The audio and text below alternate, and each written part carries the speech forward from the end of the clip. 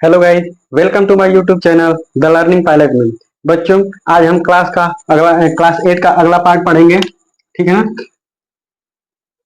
Class 8 rational number पढ़ रहे थे,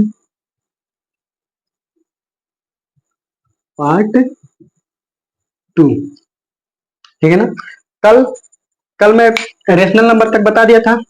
ठीक है, रेशनल नंबर बता दिया था। आज मैं फिर बता दे रहा हूँ कि रेशनल नंबर क्या होता है। तो ऐसा नंबर जिसे हम पी अपॉन क्यू के फॉर्म में लिख सकते हैं उसे हम रेशनल नंबर कहते हैं। ठीक है ना। और पी एंड क्यू ये दोनों क्या होने चाहिए? इंटीजर्स। क्या होने चाहिए? इंटीजर्स। इंटीजर भी कल बता देते हैं कि इंटीजर दो टाइप के होते हैं, पॉजिटिव इंटीजर और निगेटिव इंटीजर। इंटीजर का मतलब बेसिकली होता है पूर्णांक, पूरा अंक, आधा अंक नहीं। जैसे 1 हो गया, 1.5 नहीं, या 0.5 नहीं, 2.5 नहीं।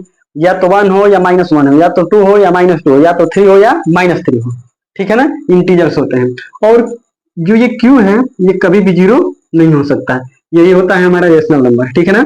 ऐसा नंबर जिसे हम पी अपॉन क्यू के फॉर्म में लिख सकते हैं, और पी और क्यू दोनों इंटीजर होने चाहिए, और क्यू हमें कभी भी जीरो नहीं होना चाहिए। यही कहलाता है हमारा रेशनल नंबर। यहां तक कल बता दिए थे। अब पढ़ेंगे रेसिप्रोकल एंड मल्टीप्लीकेटिव इनवर्स। ठीक है ना। इसी में अगला क्या है? रेसिप्रोकल। रेसिप्रोकल रेसिप्रोकल क्या होता है? रेसिप्रोकल का मतलब होता है उल्टा। ठीक है ना। कोई भी रेशनल नंबर लिखा हुआ है, अगर उसका रेसिप्रोकल पूछ रहा है तो इसका मतलब उसको क्या कर देना है? बस उल्टा कर देना है। न्यूमरेटर को डिनोमिनेटर, डिनोमिनेटर को न्यूमरेटर कर देना है। जैसे 2/5 है, इसका कहेगा कि इसका रेसिप्रोकल बताइए, तो इसका रेसिप्रोकल क्या होगा? ये जो डिनोमिनेटर में है ये न्यूमरेटर में आ जाएगा, जो न्यूमरेटर में हो डिनोमिनेटर आ जाएगा। तो 2/5 का रेसिप्रोकल कितना हो गया? 2/5 माइनस 2/5 का रेसिप्रोकल क्या होगा? -5/2। ठीक है ना। तो रेसिप्रोकल का मतलब बेसिकली क्या है? उल्टा। क्या है? उल्टा। न्यूमिनेटर को डिनोमिनेटर कर दो और डिनोमिनेटर को न्यूमरेटर कर दो। ठीक है ना। यही होता है रेसिप्रोकल। अब देखो, रेसिप्रोकल को एक और नाम दे देता है, उसको कहता है मल्टीप्लीकेटिव मल्टीप्लीकेटिव इनवर्स।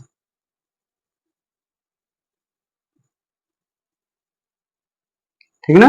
रेसिप्रोकल को ही क्या लिख देगा? Multiplicative inverse. इसका भी मतलब वही है, उल्टा।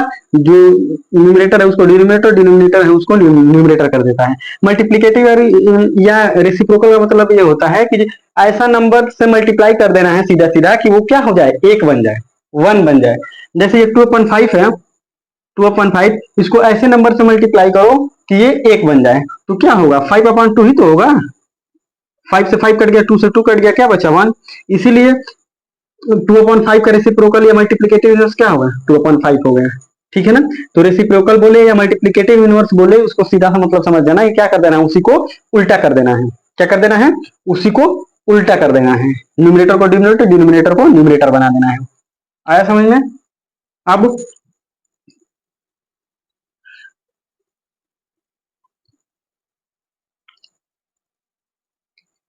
मल्टीप्लीकेटिव इनवर्स के बाद अब आता है एडिटिव इनवर्स।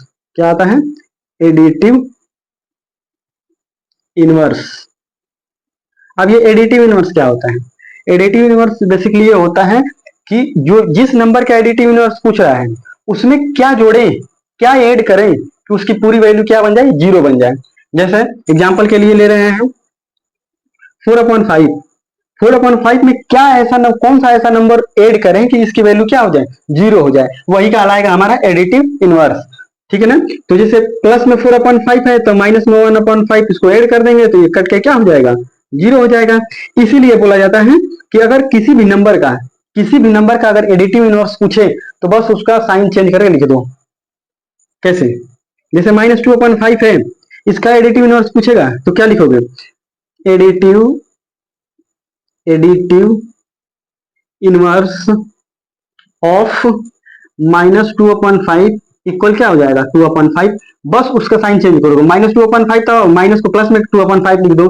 जैसे पूछेगा 4/5 का एडिटिव इनवर्स।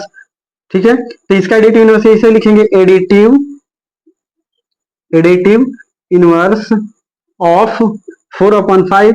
ये प्लस में है तो इसको माइनस में 4/5 कर दो। बस हो गया एडिटिव इनवर्स। ठीक है ना।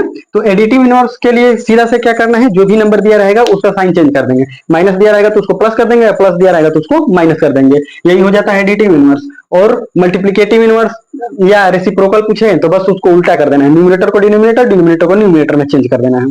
ठीक है, आगे समझ में एडिटिव इनवर्स और मल्टीप्लिकेटिव इनवर्स। अब आते हैं फ्रैक्शन पर।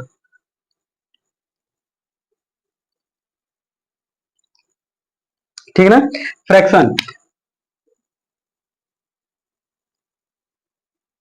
फ्रैक्शन क्या होता है, तो जैसे रेशनल नंबर पढ़े हैं कि रेशनल नंबर को पी अपॉन क्यू के फॉर्म में लिखेंगे, उसी तरह फ्रैक्शन होता है जिसका अपना न्यूमरेटर और डिनोमिनेटर होता है, न्यूमरेटर या डिनोमिनेटर हो या उसे भी पी अपॉन क्यू के फॉर्म में लिखा जा सकता है। अब यहाँ पे कोई बाउंडेशन नहीं है, कैसी बाउंडेशन कि क्यू जीरो नहीं होना चाहिए तो पी और क्यू इंटीजर होना चाहिए, कोई बाउंडेशन नहीं है। फ्रैक्शन में क्या होता है कि इसका अपना न्यूमरेटर होना चाहिए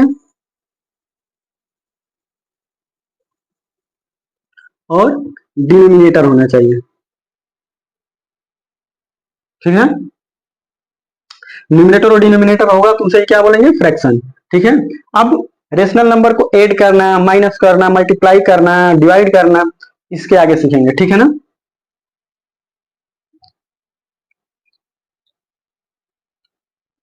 देखो जैसे 2/5 है, प्लस करना है 4/5 में, ये एक हो गया। दूसरा 7/9 प्लस माइनस में 6/5, ये दो फ्रैक्शन कह लो या इनको रेशनल नंबर कर लो, बात एक ही है।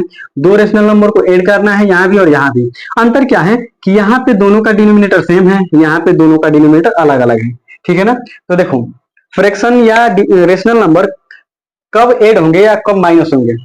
ठीक है ना, जब दोनों का डिनोमिनेटर सेम होगा तभी वो ऐड और माइनस हो सकते हैं।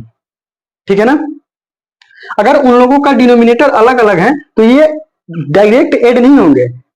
ठीक है ना, इनको ऐड करने के लिए पहले इनके दोनों डिनोमिनेटर को क्या करना पड़ेगा, हमको सेम करना पड़ेगा, तब जाके ये ऐड या माइनस होंगे। ठीक है ना, यहाँ पे देखो, यहाँ पे तो दोनों का सेम है, यहाँ पे दोनों का सेम है तो ये तो डायरेक्ट ऐड हो सकते हैं। जैसे -4 में 2 ऐड, -2 में 4 ऐड कर देंगे तो +2 बचेगा और अपॉन में ये 5 डिनोमिनेटर था। ठीक, लेकिन यहाँ पे ऐसे नहीं होगा। क्यों नहीं होगा, क्योंकि इन दोनों का डिनोमिनेटर क्या है, डिफरेंट है, अलग अलग है, तो इन दोनों को सेम करेंगे। अब सेम करने का क्या तरीका होता है, इन दोनों का एलसीएम लेंगे। क्या लेंगे, 9 और 5 का एलसीएम लेंगे। ठीक है, इनका एलसीएम कितना होगा, 45।